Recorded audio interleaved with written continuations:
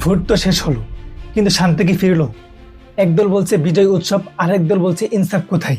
মামুনুল হক হারলেন, নাসির পাটোয়ারিও হারলেন, জনগণ রায় দিল ধানের শেষে। কিন্তু জেতার পরে কি মানুষের বাড়ি ঘরে আগুন দেওয়াটাই এখনকার ইনসাফ, নাকি এটাই সেই বাংলাদেশ যার জন্য 18 মাস অপেক্ষা করেছিল এই কপাল পোড়া জাতি?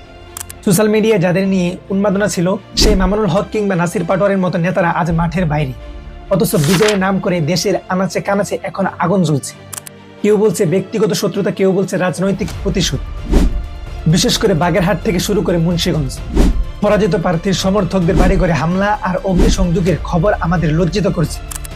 আপনি যদি ন্যায় আর ইনসাফের পক্ষে হন, তবে এই দৃশ্য আপনার সহ্য হওয়ার কথা নয়।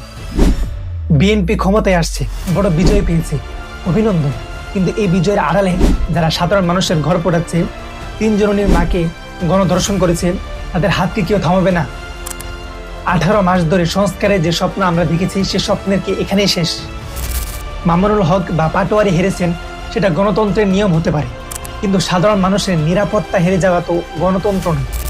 আমরা কি আবার সেই পুরনো প্রতিহিংসার রাজনীতিতে ফিরে গেলাম, নাকি নতুন সরকার কঠোর হাতে এই সন্ত্রাস থামাবে?